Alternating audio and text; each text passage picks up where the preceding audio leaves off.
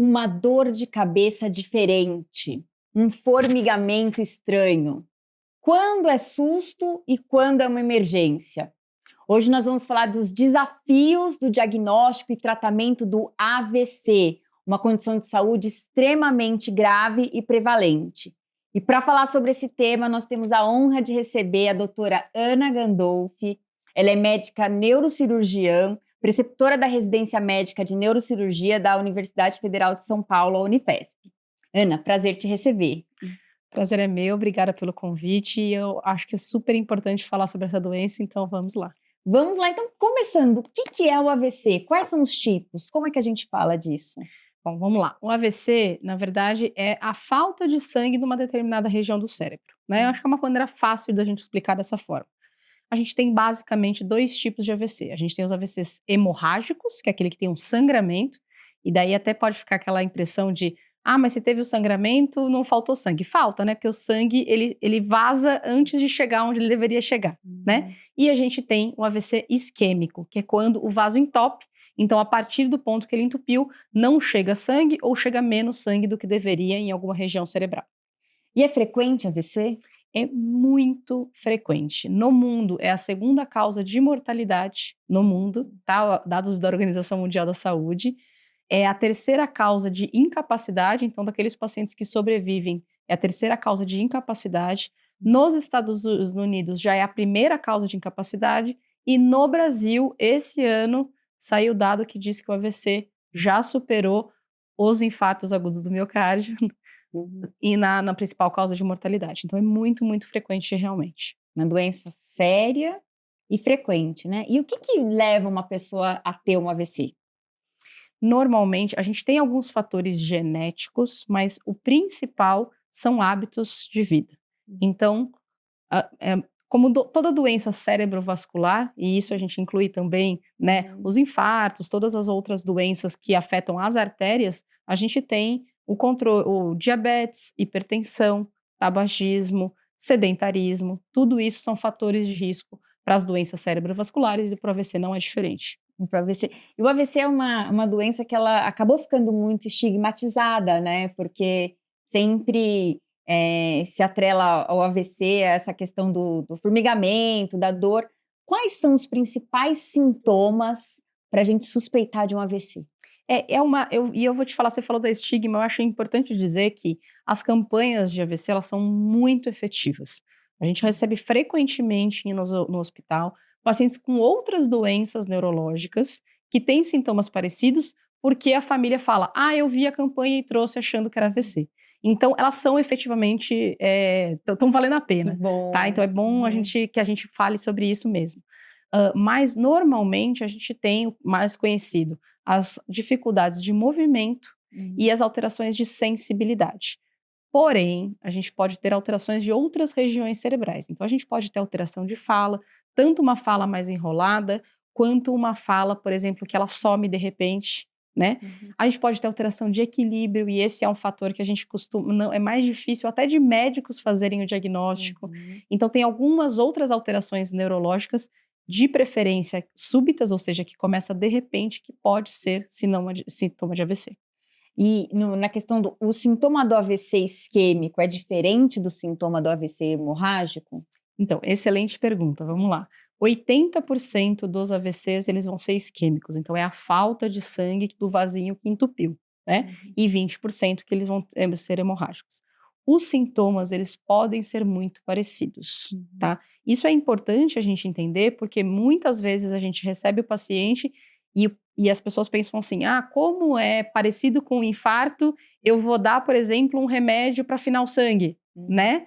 E no AVC a gente não faz isso, porque só pelo quadro clínico a gente não consegue diferenciar o AVC isquêmico do hemorrágico. O que a gente costuma dizer é, quando tem perda de consciência, é mais provável de ser o hemorrágico, porque ele causa um volume, não é um aumento do volume dentro da cabeça, que é uma caixa fechada, então tem mais chance do paciente ter uma perda de consciência, mas não é, obviamente, específico. Tá, certo. Então tem essa diferença aí. E como a gente então diagnostica, já que não dá para clinicamente a gente diferenciar um do outro? Perfeito. Então como que a gente vai fazer? A primeira coisa é, O paciente entrou na sala, o primeiro, procurar atendimento hospitalar, né? Suspeitou de AVC, você como familiar, como amigo de quem está ali, direto para um hospital. O médico, quando recebe, a primeira coisa que ele vai fazer é um exame neurológico bastante específico para diagnosticar AVC e vai diretamente encaminhar o paciente para o exame de imagem. Normalmente, o exame de imagem de escolha é uma tomografia computadorizada, tá? Direto para a gente poder justamente diferenciar isso. Se é um AVC isquêmico de um AVC hemorrágico, porque vai mudar uma série de coisas, inclusive o tratamento.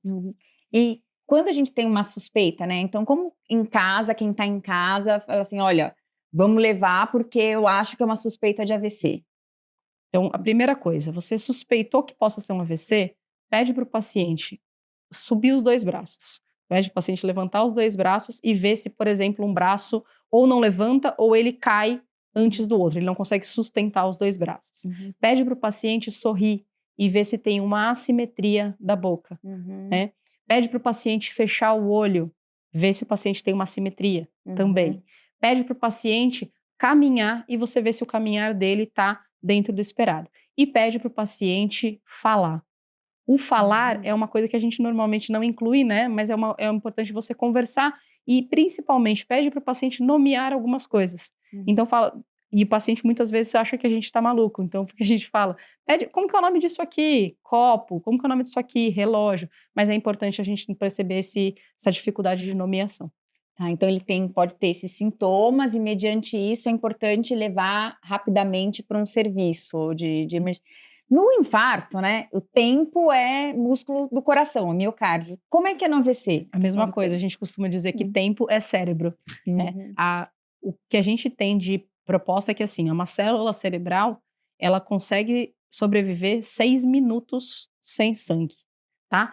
Claro que muitas vezes, a enorme maioria das vezes, o que nós temos é uma falha parcial do sangue que chega. Então, por isso que não acontece um infarto, né, cerebral maior. Mas é importante que a gente tenha a proposição do tratamento o mais rapidamente possível. Perfeito. E aí, levou para o hospital, chegou no hospital, fez, né, essa abordagem de diagnóstico. Como é que é o tratamento do AVC? Daí tem a diferença, né, entre o AVC hemorrágico e o AVC isquêmico. O isquêmico é o mais importante da gente fazer o diagnóstico o quanto antes, porque a gente tem uma forma de desobstruir o vaso, que é o que a gente chama de trombólise. Só que a gente tem um tempo para fazer essa trombólise, né? Tem vários estudos, inclusive alguns em andamento, mas normalmente a gente faz essa trombólise em até 6 horas do evento inicial. É importante porque parece que 6 horas é muito, mas não é, porque muitas vezes você, por exemplo, uma pessoa que mora sozinha, você chegou na casa dessa pessoa e ela tá daquele jeito. Você não sabe quanto tempo passou, né? Você tem que conversar com outros familiares, ver se alguém viu essa pessoa, quanto tempo viu antes disso, sem o sintoma. Então é importante a gente ter isso e a gente faz uma medicação que vai desobstruir o vaso. Essa medicação não foi efetiva ou já passou o tempo dessa medicação. A gente pode entrar com um catéter por dentro do vaso e tentar fazer o que a gente chama de desobstrução mecânica, que é a trombólise mecânica. É uma outra opção também para a gente voltar a chegar a sangue naquela região do cérebro. Perfeito. E no AVC hemorrágico, como é que a gente No AVC hemorrágico, muitas vezes a gente não vai ter uma medida mais agressiva nesse sentido. Por outro lado, parte do cérebro está embebido em sangue, mesmo que seja um sangue extravasado, ele está embebido em sangue. Então, ele está recebendo de alguma forma de nutrição, as células estão recebendo alguma forma de nutrição. O que acontece é que a gente precisa avaliar se esse hematoma que se formou é grande o suficiente para precisar de uma abordagem cirúrgica ou se está levando a uma hipertensão intracraniana. Então, esse paciente precisa, inclusive, ficar numa unidade de terapia intensiva. Então, é uma condição séria, né? Séria. Grave. Exatamente. E um mito, AVC só acontece em pessoa idosa? Não. AVC acontece em pessoas jovens. É menos frequente, é mais comum nos idosos. Na verdade, não é que é mais comum nos idosos, é que como tem os fatores de risco, tem que ter mais tempo daqueles fatores de risco para eles lesarem a artéria a ponto de fazer uma obstrução ou uma hemorragia, tá? Mas acontece em pessoas jovens e hoje, inclusive com o sedentarismo, algumas doenças próprias da artéria, pode acontecer em pessoas jovens, sim. Pessoas jovens também, então tem. E dos fatores de risco, né? Você já falou, mas quais ficam os principais fatores de risco para o AVC? Principais fatores de risco: diabetes, pressão alta, tá? Uhum. Os principais fatores de risco, sem dúvida Compartilhamos nenhuma. a mesma dor, A né? mesma O dor, sem dúvida infarto. nenhuma. Uhum. Exatamente. E daí a gente pode acrescentar também hábitos de vida, que seria o tabagismo e o sedentarismo, que obviamente contribuem. Contribui para tudo, né? E tem muita pessoa. É porque, assim, uma coisa importante, né? Tem muita gente que tem hipertensão e que não sabe que tem hipertensão, né? E acaba sendo cronicamente, vai lesionando. Então, acontece tudo isso. O AVC sempre dá sequela?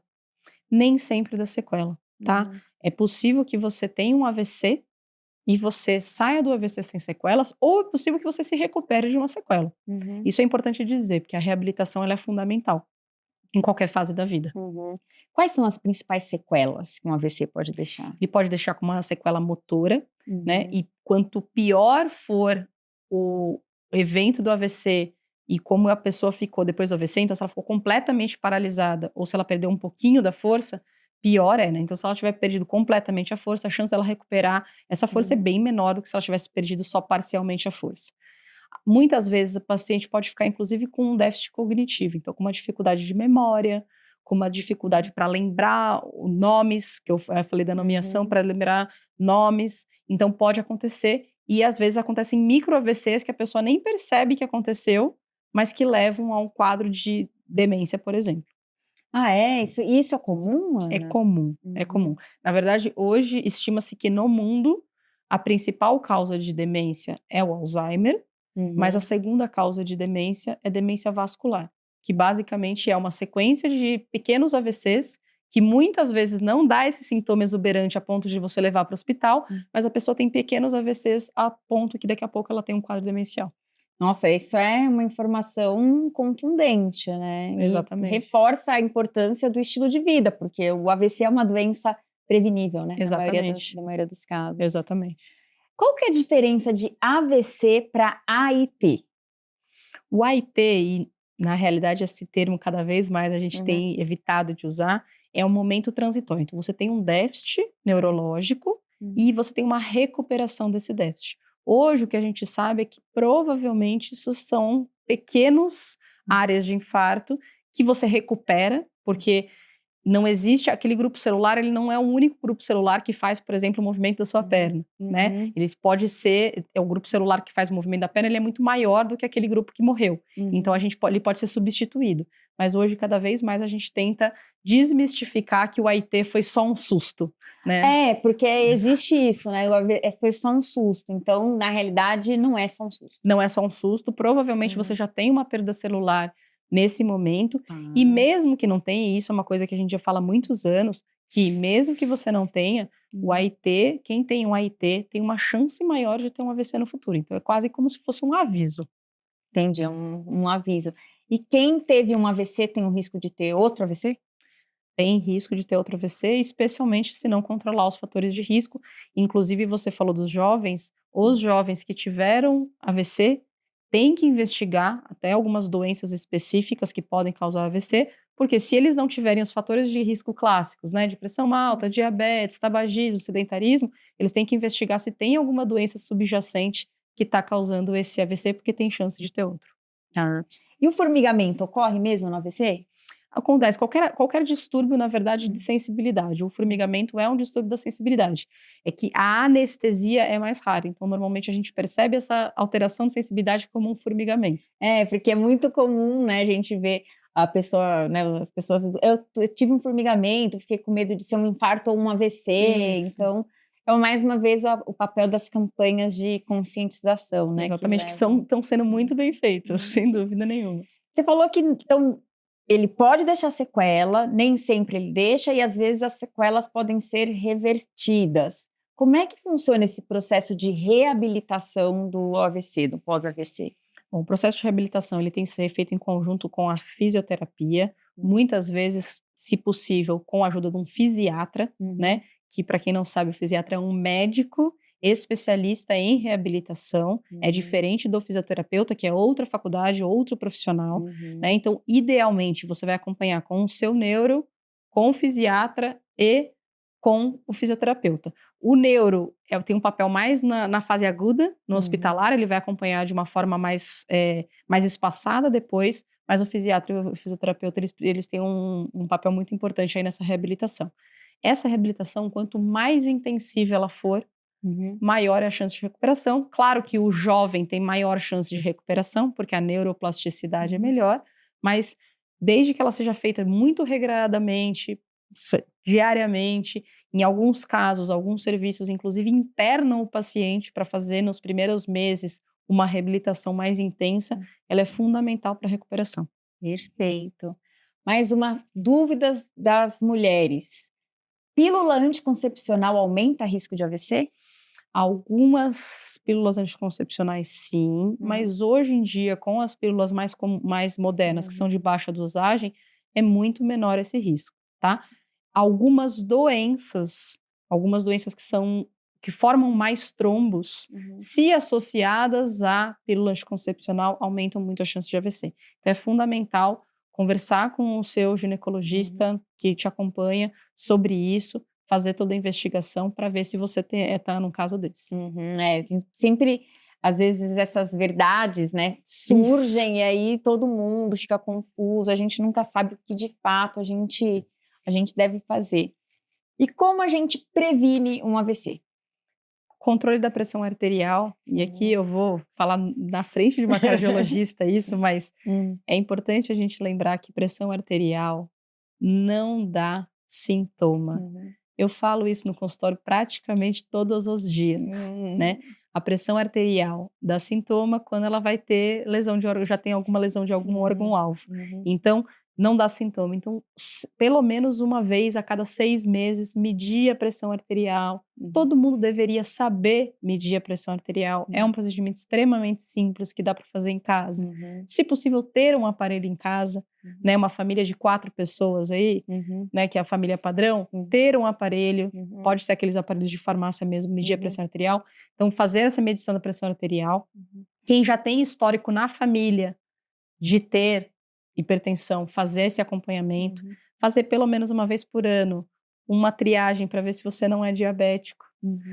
Atividade física, controle de peso e evitar ao máximo o tabagismo, inclusive o uso de vape, que a gente sabe que é cada vez mais comum, porque o tabagismo está caindo, mas o uso do vape está subindo, e que também aumenta muito o risco cardiovascular. Nossa, é excelente. São coisas que estão na nossa mão, né? São coisas que as pessoas conseguem fazer, a gente consegue fazer. É muito mais fácil fazer isso do que lidar com uma sequela de um AVC, que é uma situação extremamente grave e debilitante, né? Exatamente. E mais uma para a gente conseguir aqui fechar um pouco esse tema, qual que é a mensagem que você deixaria para as pessoas em relação ao AVC?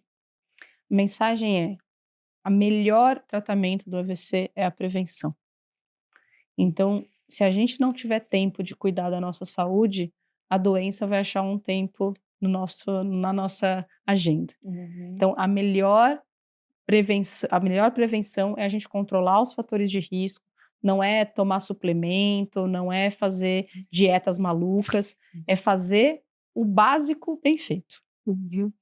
Ana, muito obrigada, foi muito esclarecedor e nos vemos em breve.